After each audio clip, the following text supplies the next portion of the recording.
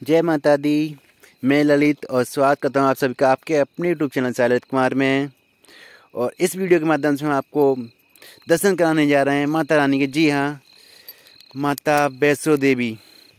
तो हम चलते हैं माँ वैष्णो धाम, जो कि जम्मू के कटरा में स्थित है। इस समय हम आप देख सकते हो माँ वैष्णो देवी रेलवे स्टेशन, और जहाँ से पहाड़ी देख सकते हो पहाड़ी है, उसी पहाड़ी पर माता का भवन है। तो इस वीडियो में हम आपको संपूर्ण यात्रा कराएंगे, कैसे क्या होता है, कितने रुपये आप खर्चा गया यात्रा में, वहाँ कैसे रुकना है, कैसे दर्शन करने हैं। बारी बारी से आपको सब कुछ इस वीडियो के द्वारा बताएंगे। लेकिन अभी तक आपने हमारे यूट्यूब चैनल ललित कुमार को सब्सक्राइब नहीं किया है तो सब्सक्राइब अवश्य कर लीजिए, ताकि आप ऐसे किसी वीडियो से वंचित ना रहें जो आपके लिए बहुत ही उपयोगी है और जो आपको आगे काम आ सकती है, आपको महत्वपूर्ण जानकारी दे सकती है। और इस वीडियो को लास्ट तक अवश्य देखना, ताकि आप भी अगर इस यात्रा पर जाते हैं तो आपको किसी प्रकार की कोई समस्या ना आए और आपको वो जानकारी पहले से इस वीडियो के माध्यम से प्राप्त हो सके। और वीडियो आपको अच्छी लगे तो लाइक भी करना और साथ साथ इसे शेयर भी करना। तो चलते हैं आगे की तरफ। तो हम निकल चुके हैं, इस समय हम कटरा में पहुंच चुके हैं। रेलवे स्टेशन आप कटरा बाई ऑटो जा सकते हो।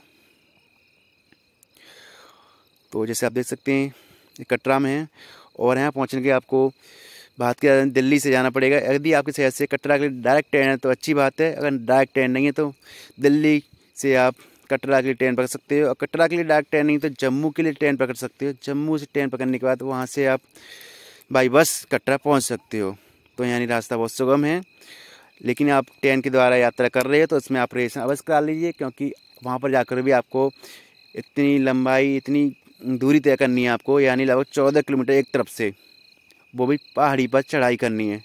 तो यानी आप वहाँ तक सब अगर कम से कम वो सब पता आपका सुगम हो जाए, इसलिए रिजर्वेशन अवश्य करा लीजिए, क्योंकि आप सोते हुए लेटे हुए आराम से यहाँ से जाएं। तो चलते हैं कटरा की तरफ। ये रास्ता आ चुका है। और यहाँ से आपको बता दें, सबसे पहले वहाँ जाकर आपको अगर एक्स्ट्रा लगेज है तो आपको रूम लो कटरा में जाके, ताकि वहाँ पर फ्रेश हो लो और एक्स्ट्रा लगेज वहाँ रख दो, क्योंकि लौटते वक्त आप वहाँ से आकर तो अपना सामान उठा सकते हो। क्योंकि आपको चढ़ाई करनी है इतनी ऊंचाई पर, तो वो सामान आपके साथ अच्छा नहीं लगेगा, आपको भी दुविधा महसूस होगी उसमें। तो आवश्यक सामान वहाँ ले जाएं, कुछ खान पान का चीज़, कुछ कपड़े, बस ये। और गैजेट हैं आपको इम्पोर्टेंट, मोबाइल वगैरह वगैरह, ये चीज़ ले जा सकते हो। बाकी ज़्यादा चीज़ ना ले जाओ, क्योंकि आपको भी दिक्कत हो। और एक साथ एक चीज़ बता दूं आपको, क्योंकि वहाँ का मौसम हमेशा ठंडा रहता है। आपको कटरा में जाके ठंडा नहीं लगेगा, थोड़ा वहाँ का मौसम अपने जैसा लगेगा, लेकिन जब ऊपर चलते जाओगे तो माता के भवन पर जाकर आपको बहुत ही ज़्यादा सर्दी महसूस हो सकती है। तो गर्म कपड़े अवश्य रख के ले जाइए आप साथ में ही। रूम पर तो आप एक्स्ट्रा सामान रख जाइए, कुछ जो एक्स्ट्रा लगेज है, ठीक है। तो चलते हैं। जैसे आप देख सकते हैं ये माता के भवन जाने के लिए एंट्री गेट है। यहाँ पर आपकी चेकिंग होगी। उससे पहले आपको कटरा पहुँचने पर आपको एक अपना रजिस्ट्रेशन करना पड़ेगा दर्शन हेतु। उसका आपको एक आईडी मिलेगी, जो मेरे पास भी आप देख लेना इसमें वीडियो में। तो उस आईडी को लेकर आप प्रवेश करोगे इसमें, तो यहाँ आपकी चेकिंग होगी। और आईडी हमेशा अपने साथ रखो, ठीक है। तो चल पड़े हम माता के भवन की तरफ। तो आपको सबसे पहले बाढ़ गंगा मिलेगी, जहाँ पर माता रानी ने स्वयं गंगा जी को उत्पन्न किया था हनुमान जी को पानी पिलाने के लिए। उसका आपको चरण पादुका मिलेगी, उसके आपको दर्शन करा रहे हैं। चरण पादुका मंदिर, जहाँ से कहा जाता है माता रानी ने पीछे मुड़कर भैरव बाबा को देखा था। ये है प्रथम दर्शन मंदिर चरण पादुका, जैसे आपने देखा। उसकर आप आगे चलोगे तो दुकानें काफ़ी मिलेंगी आपको खान पान की। तो आप वहाँ पे नाश्ता वगैरह भी कुछ कर सकते हो, आराम भी कर सकते हो। यदि आपके साथ बुजुर्ग व्यक्ति हैं तो आप पालकी, घोड़ा गाड़ी, खच्चर गाड़ी ले सकते हैं। बच्चों के लिए आप ट्रॉली ले सकते हैं। लेकिन आप यंग हो तो आप तो स्वयं कर सकते हो, क्योंकि जो आनंद और श्रद्धा होती है वो पैदल यात्रा में कुछ ज़्यादा ही महसूस होती है।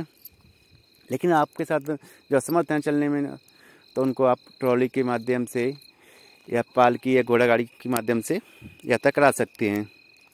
वरना मेरा तो यही मानना है पैदल यात्रा सबसे अच्छी यात्रा है। लेकिन कभी कभी ऐसा होता है, कुछ लोग असमर्थ होते हैं, बुजुर्ग हैं, तो वो तो नहीं कर पाएंगे उन्हें दर्शन करने माता रानी के। तो कोई दिक्कत नहीं, उनके लिए खच्चर गाड़ी है, बैलगाड़ी है और पालकी है, उनके माध्यम से वो यात्रा कर सकते हैं। तो जैसे आप देख सकते हो कितना सुंदर नज़ारा दिख रहा है, बहुत ही अच्छा लगता है। वहाँ से जहाँ ऊपर से नीचे देखते हैं और माता का भवन देखते हैं और एक अलग ही मन में भाव होता है, बहुत ही अच्छा महसूस होता है। ये मानते हैं जैसे आपने सुना होगा स्वर्ग का रास्ता वहीं से जाता है। एक तरह से ये मानिए आप स्वर्ग में आ गए, बहुत ही अच्छा महसूस होता है। और ये सौभाग्य होता है कि आपको माता रानी के दर्शन करने का सौभाग्य प्राप्त हो रहा है। जैसे आप देख सकते हैं कितने अच्छे नज़ारे हैं वहाँ से, मुझे काफ़ी अच्छा महसूस है। आप कितनी ऊंची ऊंची चोटियाँ हैं, पहाड़ियाँ हैं और आप इन पहाड़ियों पर अपनी यात्रा पूरी करोगे। जैसे आप देख सकते हो इस समय हम आ चुके हैं अर्धकुंवारी। ये वह स्थान है जहाँ कहा जाता है माता रानी ने 9 महीना वास किया था, इसलिए इसका नाम गर्भजून भी कहा जाता है। जैसे एक माँ के पेट में बच्चा 9 महीने रहता है, उसी प्रकार से माता रानी यहाँ पर गुफा में 9 महीना वास किया था, इसलिए इसका गर्भजून नाम भी रखा गया है। और इस मंदिर का नाम अर्धकुंवारी मंदिर है। यानी आधा रास्ता पूरा हो जाता है आपका माता का भवन तक जाने से पहले, तो आप यहाँ विश्राम कर सकते हैं। और जो गुफा है आपको जो दर्शन करने होगी यहाँ पर, वो तो बहुत किस्मत वाले लोगों को मिलती है, क्योंकि ऐसा कहा जाता है वो गुफा बहुत ही सक्रिय है और वहाँ पर जाना दुर्गम है। उसके लिए आपको नंबर लगाना पड़ेगा, पर्ची लेनी पड़ेगी, तो यानी एक दिन में वो काम नहीं हो पाता आपको। या तो आप यहाँ से जा रहे हो तो पर्ची और नंबर ला के चले जाइए, हो सकता है आपको वहाँ से वापसी में माता भवन से कल आपको दर्शन हो जाएगा गुफा के, लेकिन वो भी मुश्किल है, 2-3 दिन बाद नंबर आ पाता है, तो उसके लिए समय काफ़ी चाहिए। यानी कह सकते हैं इस गुफा के दर्शन बहुत ही किस्मत वाले लोगों को होते हैं। तो कोई नहीं, आप वहाँ पर मंदिर है अर्धकुंवारी मंदिर, जैसे आप देख सकते हैं, वहाँ पर माता रानी के दर्शन कीजिए, विश्राम कीजिए, खान पान के स्टॉल वहाँ पर आप खाना खाइए अपना। उसके बाद आप थोड़ा वहाँ रुकना चाहते रुक सकते हो, नहीं तो आप आगे की यात्रा शुरू कर सकते हो। जैसे हम यहाँ पहुँचे थे यहाँ तक तो मौसम काफ़ी सही था, लेकिन यहाँ से निकलते जैसे आप देख सकते हो बादल आ गए और बहुत ही घने काले बादल छाए हुए थे।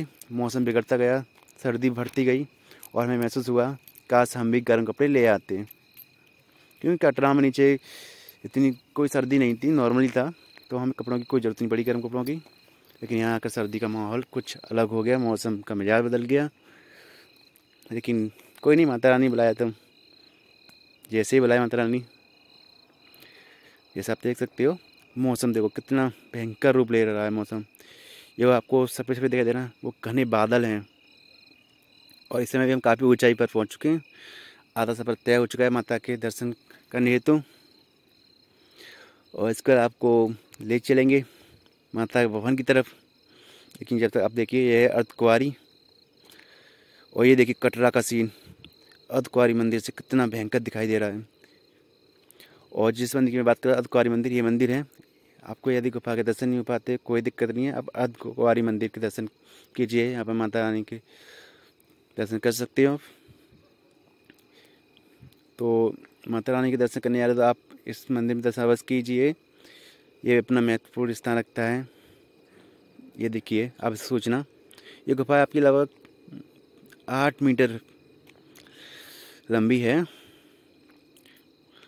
और चलो फिर चलते हैं। जैसे आप देख सकते हैं ये है आपका माता का वन, क्योंकि हम वहाँ से लगभग 1:30 बजे चले थे दोपहर में और आते आते 8 बज चुके हैं, इस समय रात हो चुकी है। क्योंकि 1 घंटा हमने अर्धकुंवारी बिताया, क्योंकि ये बारिश हो रही थी तो जाने का रास्ता सही नहीं था, टीन सेट डली हुई थी, लेकिन पूरे रास्ते टीन सेट नहीं थी, इसलिए हमें 1 घंटा वहाँ पर रुकना पड़ा। उसका माता का भवन आ चुके हैं और 8 बजे आने के बाद वहाँ पर थोड़ी हमें दिक्कतें हुई, वहाँ भी बारिश हो रही थी। और तो यहाँ पे पहुँचने पहले आपको क्या करना है मैं आपको बताता हूँ। जो आप इम्पोर्टेंट कुछ भी सामान लेकर हो, दर्शन करने जा रहे हो, उससे पहले उस सामान को लॉकर में रख दीजिए। जो लॉकर की सुविधा है निःशुल्क है, सभी सामान उसमें जमा कर दीजिए। मोबाइल, जूता, चप्पल, जो भी सामान है आप सभी उसमें लॉकर में जमा कर दीजिए। कोई भी सामान उसमें अलाउ नहीं है। उसके बाद आप पंक्ति में लग सकते हैं माता रानी के दर्शन करने के लिए। जैसे आप देख सकते हैं थोड़ा बाहर का रास्ता था तो लाइन लग रही थी, तो हम तो भ्रमण करते हैं, क्योंकि उस समय आरती हो रही थी, उस समय लाइन रुकी हुई थी, तो हम बाहर ही घूमते रहे मंदिर के। और आप जैसे लाइन में लगोगे तो लाइन में लगने के बाद आपको जो माता रानी के दर्शन है जो बताया जाता है, 3 पिंडी रखी हुई हैं, काली माता की, सरस्वती और लक्ष्मी माँ की।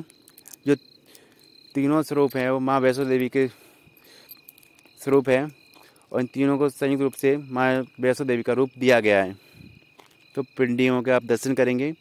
और जो गुफा है वो आधुनिक रूप में है।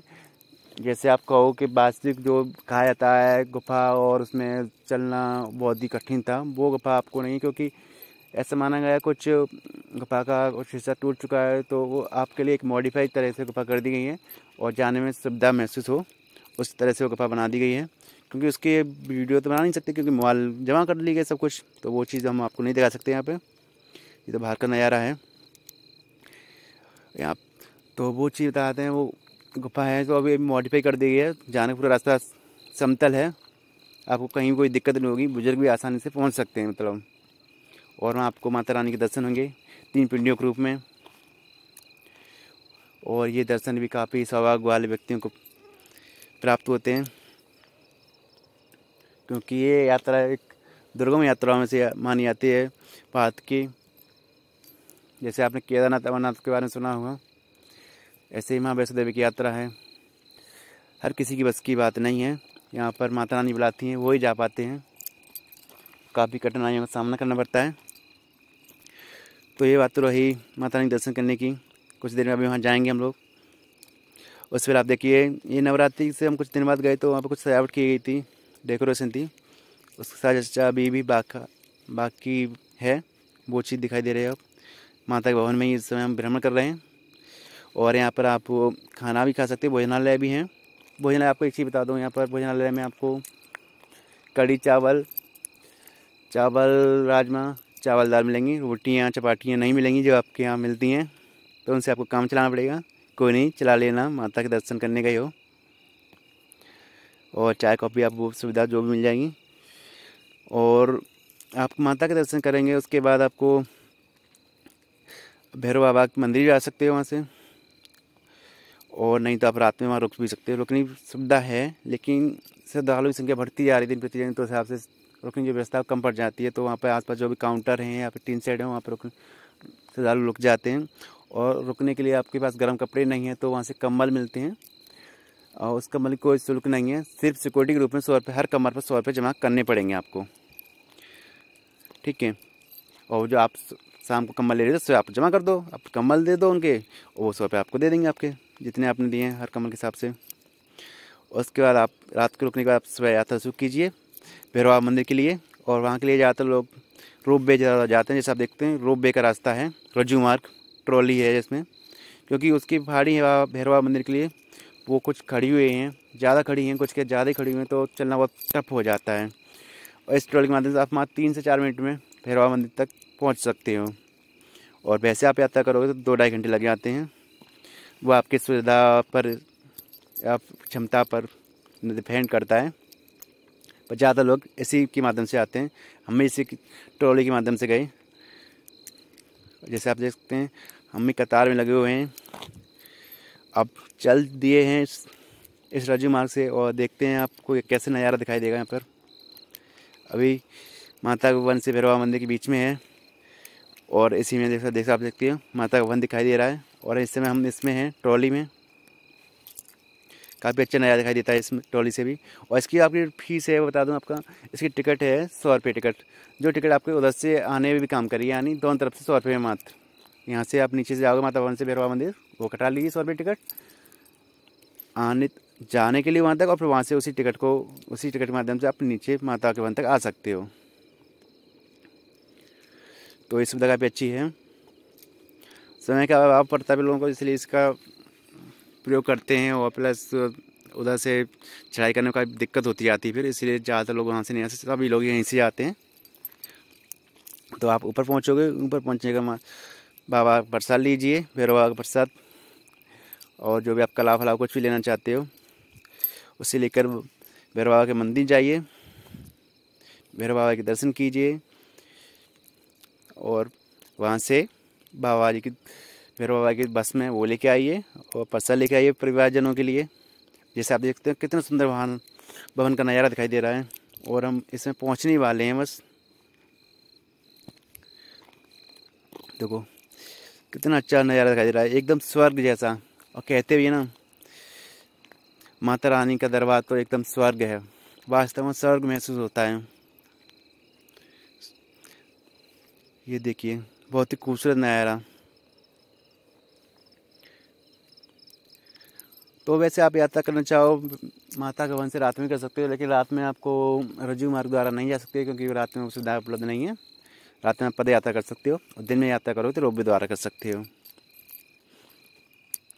तो जैसे मैंने बताया वहाँ से हमें कटरा से माता के वन तक लगभग 5.5 घंटे लग गए थे। जैसे हमने यात्रा 1:30 बजे शुरू की थी और 8 बजे तक माता के वन तक आ चुके थे और दर्शन हमें लगभग 12 बजे करीब हुए थे क्योंकि बारिश हो रही थी और लॉकर की सुविधाएं थी कुछ कम थी, तो इसलिए लॉकर हमारे सामने लग पाया था, तो वेटिंग थे काफ़ी। उसका हमने माता रानी के दर्शन किए थे, उसका रात में वहीं रुके थे। उसका स्वयं उठ के हमने ये यात्रा शुरू की। तो बाबा भैरव बाबा के मंदिर पहुँचे, वहाँ पे भैरव बाबा के दर्शन किए। ऐसा माना जाता है क्योंकि जो भक्त वहाँ जाता है माता रानी के दर्शन करने, उसके बाद वो भैरव बाबा के दर्शन ना करे तो माता रानी की यात्रा है दर्शन अधूरे माने जाते हैं। इसलिए माता रानी के दर्शन के साथ साथ आपको भैरव बाबा के मंदिर के दर्शन अवश्य करें। और हम आ चुके हैं, जैसे आप देख सकते हैं भैरव बाबा मंदिर। यहाँ भी काफ़ी लाइन लगी रहती है क्योंकि श्रद्धालुओं की संख्या दिन प्रतिदिन बढ़ती जा रही है। तो आप दर्शन किए यहाँ पर आराम से। उसका आपको बता दूँ, आप यदि फ़ोटो लेने की या वीडियो बनाने के शौकीन हो तो आपके लिए एक यहाँ पे एक सेल्फी पॉइंट सा भी बना हुआ है क्योंकि टॉप पर बना हुआ पहाड़ी के, तो यहाँ पे सेल्फी फ़ोटो भी काफ़ी अच्छे आते हैं। हम तो काफ़ी फ़ोटो लिए थे, तो वहाँ पे आप फ़ोटो भी खिंचा सकते हैं। जैसे आप देख सकते हैं यहाँ से फ़ोटो खिंचा सकते हैं, सेल्फी भी ले सकते हैं। बहुत ही अच्छा सीन आ गया है, बैकग्राउंड अच्छा है काफ़ी। तो ज़्यादातर यहाँ पे जो भीड़ थी सब फ़ोटो लेने वालों की थी। आपके जैसे से नीचे देख सकते हो माता का भवन है, कितने नीचे पे दिखाई दे रहा है। और इससे नीचे कटरा शहर बसा हुआ है, यानी बहुत ही ऊंचाई पे हम पहुँच चुके हैं, सबसे टॉप पर पहाड़ी के पर। यहाँ पर बादल बिल्कुल अपने टच करते हुए स्पर्श करते हुए जाएंगे बादल आपके। तो आप यहाँ पर ये सब दर्शन होने के बाद, अब फ़ोटो शोटो होने के बाद आप बाई ट्रॉली रज्जू मार्ग द्वारा रोपवे द्वारा पुनः माता के भवन पहुँचेंगे टिकट के द्वारा, जिसके द्वारा आपने यहाँ तक यात्रा की थी। और उस टिकट की वैलिडिटी लगभग 2 घंटे होती है, तो 2 घंटे में आप भैरव बाबा मंदिर के दर्शन कर सकते हो और सेल्फी फ़ोटोज़ जो भी शूट कराने कर सकते हो। उसके बाद आप पहुँचोगे माता के भवन। माता के भवन पहुँचने के बाद आपको वहाँ नहाना धोना है, खाना खाना है, कुछ भी करना है वो कर सकते हो। उसके बाद आप अपनी पद यात्रा दोबारा शुरू कर सकते हो कटरा के लिए और कटरा से अपने घर के लिए। तो ये थी पूरी माता के भवन तक की यात्रा, माता के दर्शन तक की पूरा संपूर्ण जानकारी से मैंने आपको यात्रा का बताया। यदि आपको हमारी वीडियो अच्छी लगे तो लाइक करें और शेयर करें और मिलते हैं अगली वीडियो में। जब तक के लिए जय माता दी।